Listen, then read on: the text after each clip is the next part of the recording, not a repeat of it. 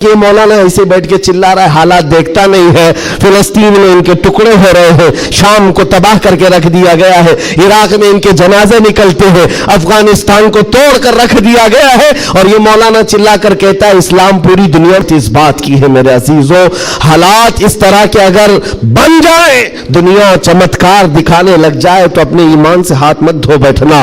وہ دیکھو ابھی سوشل میڈیا پر ایک چھوٹا دجال بھی آیا، چٹیاں لے لے کر کے بتاتا رہتا ہے.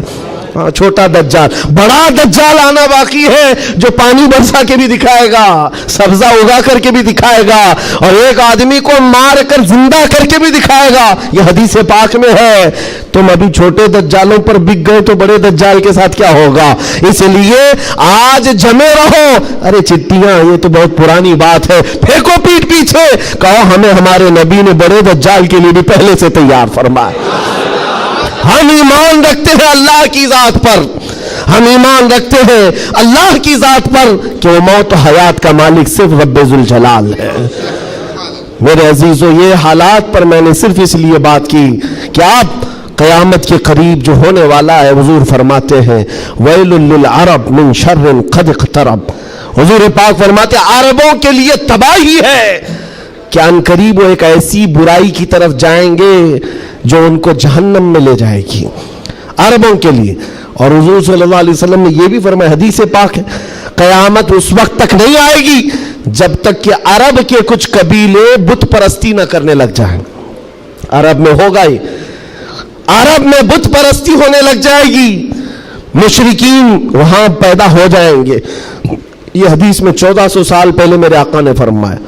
تو تم کبھی ان کو جبے کبوں میں دیکھ کر، پوجا پاٹ کو دیکھ کر یہ مت سمجھنا اسلام فلیکسیبل ہے، اسلام میں سب کچھ ہو سکتا ہے.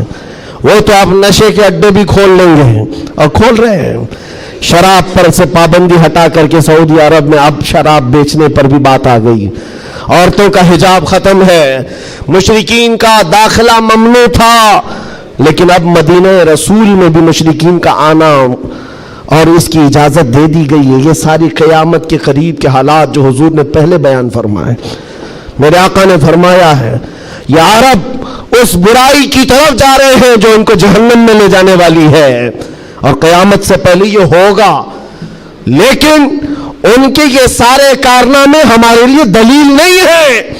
حرم مکہ کا امام کیا کرتا ہے یہ ہمارے لیے دلیل نہیں. صدیق اکبر کیا کہتا تھا وہ ہمارے لیے دلیل ہے. فاروق اعظم کیا کہتا تھا وہ دلیل ہے. عثمان غنی اور حیدر کرار کیا کہتے تھے وہ دلیل ہے. یہ بکے ہوئے لوگ اگر منبر پر چڑھ گئے تو ان کے خد و خال دیکھ کر کے تم مت بگڑ جانا. یہاں سے حالات ایسے ہو سکتے ہیں خانہ کعبہ کے منبر پر کھڑے ہونے والا امام بھی اسرائیل کی فتح کے لیے دعا کر سکتا ہے. یہ ایمان بیچے ہوئے لوگ آ سکتے ہیں، اس لیے کہ یزید کا دور بھی آیا ہے، کرامتہ کا دور بھی آیا ہے، باطل قوتوں کا دور بھی آیا ہے جب انہوں نے کعبے کی امامت کی ہے. لیکن اہل سنت و جماعت ہمیشہ اس بات پر قائم رہے ہیں ان لوگوں سے ہمارا دین نہیں چلتا، اللہ اور اس کے رسول کی حقانیت اور قرآن سے ہمارا دین چلتا. اور ایک بات آخری، اسلام اپنا دفاع خود کرتا ہے، اسلام اپنا ڈیفینس خود کرتا ہے. کفار و مشرکین کو اگر یہ لگتا ہے کہ مسلمان سوئے ہوئے اسلام کا کچھ بھی کر لیں گے، یہ ناممکن ہے، پاسبل نہیں. ہم جیسے کروڑوں بھی سو گئے تب بھی اسلام قائم رہے گا. اسلام اپنا ڈیفنس خود کرتا ہے. کیوں؟ اس لیے کہ یہ انسانوں کا بنایا ہوا دین نہیں ہے، خلاق کائنات کا دین ہے. اور قرآن میں رب تعالیٰ نے فرمایا یریدون لیطفئوا نور اللہ بافواہہم، لوگ اپنے منہ کے پھونکوں سے اسلام کا چراغ بجھانا چاہتے ہیں اور اللہ اپنا چراغ مکمل کر کے رہے گا. ولو کرہ الکافرون، اگرچہ کافر ناپسند کرے. اور ایک بات سن کر کے جائے، میرے رب کا وعدہ ہے قرآن پاک میں، یہ دین اسلام پوری دنیا پر غالب آ کر رہے گا، آ کر رہے گا.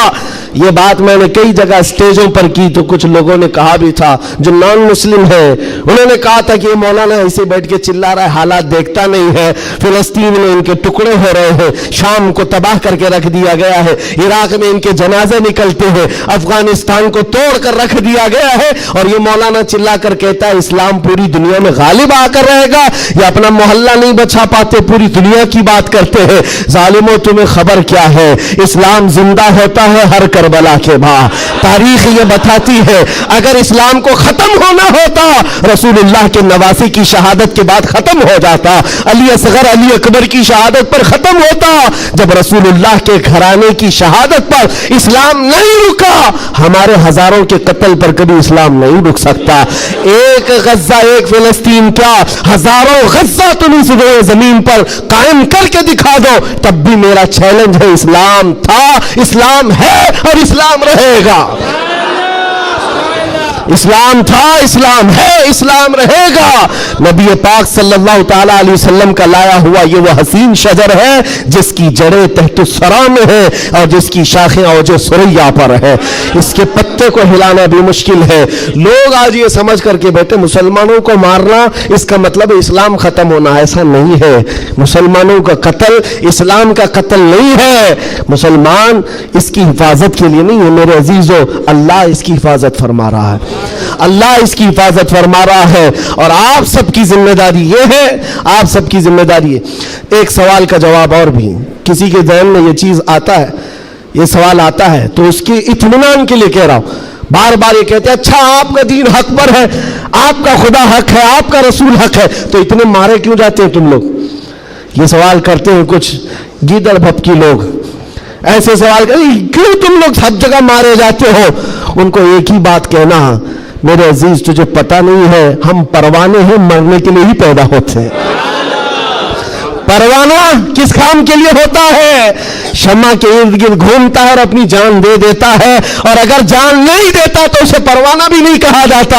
پورے مسلمان مصطفیٰ کریم کے پروانے ہیں۔ تو شمع رسالت ہے، عالم تیرا پروانہ، تو شمع رسالت ہے یا رسول اللہ، عالم تیرا پروانہ۔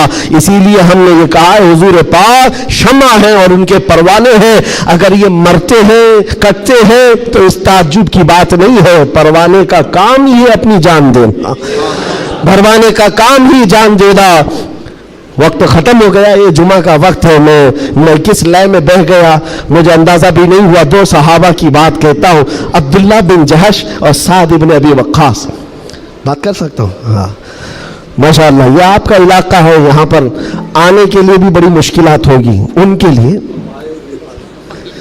بہرحال میرے لیے نہیں مشکل ہے، جن کو روکنا ہے ان کو مشکل ہے۔ دو صحابہ ہیں، عبداللہ بن جہش اور سعد بن ابی وقاص، بڑے گہرے یار تھے، ایک دوسرے کے ساتھ بڑی ان کی جمتی تھی۔ احد کے میدان میں جب حضور جا رہے تھے، جنگ کے میدان میں، یہ دونوں صحابہ بیٹھ کر کے دعا کر رہے ہیں۔ بس میں اس پر ختم کر دوں گا میرے عزیز، دونوں ساتھی ہیں، دعا کر رہے ہیں، مصلی بچھائے۔ سعد بن ابی وقاص کہتے ہیں عبداللہ بیٹھ، میں دعا کرتا ہوں تو آمین کہنا۔ عبداللہ بن جہش کہتے ہیں ٹھیک ہے، تیری دعا کے بعد میں دعا کروں گا، تم آمین کہنا۔ دوسرے دن جنگ ہے، سعد بن ابی وقاص دعا کرتے ہیں اللہ کل تیرے رسول کے دین کی حمایت کے لیے میں اتروں گا، تیرے نبی کے دین کی حمایت کے لیے ان کی صفوں میں جاؤں گا، مولا میری اتنی دعا ہے میرا سامنا کسی ایسے بڑے پہلوان سے کر، میرا سامنا دشمنوں کے ایسے بڑے پہلوان سے کر جو سب سے بڑا پہلوان ہو۔ اور خواہش تو دیکھو دعا میں کیا کہہ رہے سعد بن ابی وقاص، اے اللہ میں چاہتا ہوں کبھی اس کو سامنے سے ماروں، کبھی دائیں سے ماروں، کبھی بائیں سے ماروں، کبھی پیچھے سے، اور اس کے بعد گرا دوں اور سینے پر چڑھ کر کہوں لبیک یا رسول اللہ، یعنی اسلام کا پرچم بلند کرو۔ یہ ان کی دعا تھی۔ عبداللہ بن جہش آمین کہہ رہے تھے، اس کے بعد عبداللہ بن جہش کہتے ہیں اب میں دعا کرتا ہوں تو آمین کہہ۔ اللہ اکبر، ان کی دعا کیسی ہے، اللہ اللہ، حدیث میں پڑھتا ہوں میری آنکھیں بھیگ جاتی ہیں۔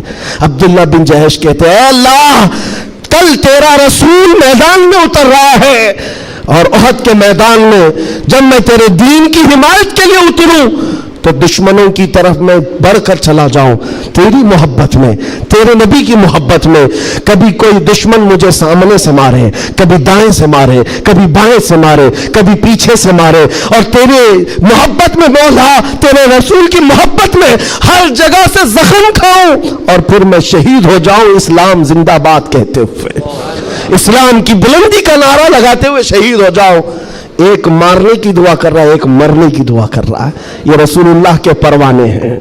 दूसरे दिन मैदान जंग में जब ये सहाबा आए उहद के मैदान में, मेरे अजीजों दुआ कबूल थी, दुआ कबूल थी। साद इब्न अबी वक्कास जैसी आए, आपके मुकाबिल में मुशरिकीन का वो पहलवान आया जिसके बारे में कहा जाता था वह 1000 लोगों की तन्हा ताकत रखता था, वो मुकाबिल में आया। साद इब्न अबी वक्कास कहते हैं मैं तो कामयाब हो गया, मौला ने मेरी दुआ सुन ली और बड़ा पहलवान मेरे सामने भेजा। और फिर तीर जब चलाते थे और तलवार चलाते थे, उनकी दुआ के मुताबिक ही उस बड़े पहलवान को कभी दाएं से मारा, कभी बाएं से मारा, कभी सामने से मारा। और साद इब्न अबी वक्कास की तलवार और उनकी तीर का अंदाजा कर सकते हो, ये तन्हा सहाबी है। जब तीर चलाते थे मेरे आका पीछे से कहते थे बिअबी अंत व उम्मी इल्मी या साद, ऐसा तीर चला मेरे माँ बाप तुझ पर कुर्बान हो। सारी दुनिया कहती है या रसूल अल्लाह मेरे माँ बाप आप पर कुर्बान, लेकिन अल्लाह का रसूल कहता है ऐसा तीर चला मेरे माँ बाप तुझ पर कुर्बान।